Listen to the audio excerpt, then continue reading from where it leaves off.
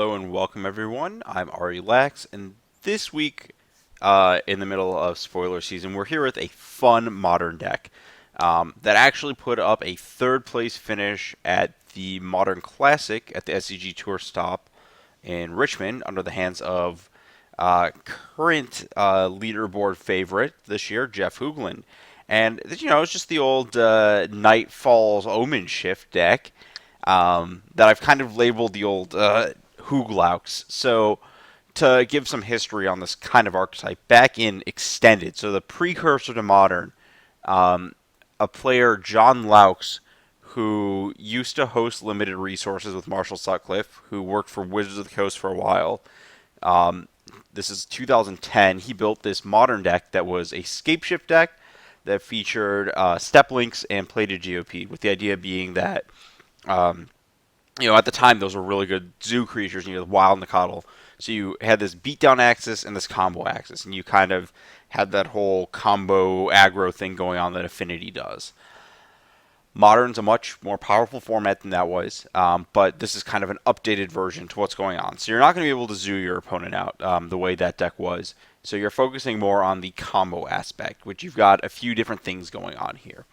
So we've got Step Links and Plated GOP'd. So notably, this deck is going to be a little soft to early spot removal because of that. Those creatures are not pretty fragile. They also demand that you play a lot of lands, which this deck has 27. But in return, you get 1 mana 4/5s, 2 mana 5/5s. And you're just kind of serving through for a ton of damage. And then on top of that, you have Knight of the Reliquary. So if you Knight up a fetch land, you end up with +4/+4 on your landfall creatures. Pretty great. And then Scapeshift. So you don't actually have to go with the full Valakut Scapeshift to kill your opponent with these. If you just, sacrifice 5 lands to Scapeshift with a Plated GOP in play, you're attacking with an 11/11. Beyond that, you might have sacrificed a Flagstones of Troycaire. So you get another landfall trigger off that entering the battlefield. Pretty sweet interaction where you can actually use multiple Scapeshifts and Flagstones to jump your first Scapeshift into a second lethal Scapeshift. So you cast Scapeshift, sack your Flagstones, and then your next Scapeshift has an extra land to sacrifice, which brings it closer to Valakut lethal. So looking through the mana base, it is a little tight. Basic Forest, Temple Garden, Stomping Grounds. There's not like a ton of green sources and things like that. It's a little hard to cast your spells, so Manamorphose to kind of tie the room together there. And you'll also notice Prismatic Omen for a similar purpose. But more so than mana, what Prismatic Omen is really offering is that in this mana base that's pretty tight because of all your colors, you are actually able to only play 9 mountains for Scapeshift and still represent a relatively lethal setup. So you can, Prismatic Omen plus Scapeshift, all your lands you're finding are all mountains. So you can actually find, 4 Valakuts and 2 other lands, and just, that is 6 mountains. So each land sees the other mountains. That is 72 damage, if I remember correctly. They're very dead when you do that. So Omen allows that. It also allows for natural Valakut kills, where you just kind of play a Valakut and then Knight up another Valakut, and then if you have an Omen in play, your opponent's just going to die very quickly from you just putting lands on the battlefield.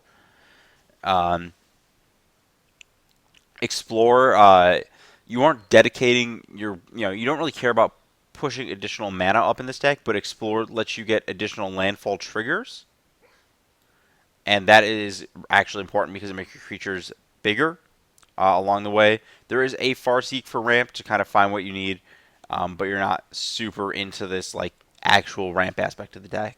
There's also this weird Path to Exile. So Path to Exile, in one thing, is that in Modern, one of the things you want to do if you have a slightly less linear deck than Infect or Affinity is have some way to interact with those decks, and Path does that. You can pick off their random combo pieces pretty well sometimes, and it gives you a way to kind of fiddle with the variances of your hands that your best hands might be able to beat their medium hands, but some way to make your medium hands actually have a fight in the matchup. And that's what Path does, but it also lets you attack with multiple creatures and Path the one that they blocked for extra landfall damage. Weird stuff going on. Let's see what else we got. We got this. We got this Soaring Sea Cliff. So if we are scape shifting for a non-Valakut lethal amount, or scape shifting to, make an 11/11 plated Jupeed, it's got to get in somehow. And that's what Soaring Seacliff does. Go to the skies with your plated Jupeed. Kind of weird, um, but the traditional card Sajiri step that you used to use that with Knight of the Reliquary, so you could activate your Knight as a Mother of Runes to give anything protection. So Sajiri step is it's the same cycle as Soaring Sea Cliff from the next set. There's a bunch of these lands in Zendikar and Worldwake, and instead of giving flying, it taps for white and it gives protection from color until end of turn. So you could Knight it up to give, find it with your Knight, give something protection in response to a removal spell, but at the same time, if you're using it to try and punch through, you aren't necessarily going to get through, a Tarmogoyf and a Dark Confidant or something like that. So a lot of weird things that this deck can exploit because it's just a very unique shell. And even in the sideboard kind of shows that. So we got Boom Bust, a way to break up a lot of the various ramp decks that have been popular, including the Through the Breach Titan deck that I featured last week. Um, Very good with Knight of the Reliquary. Not only because it makes Knight bigger, but because you can...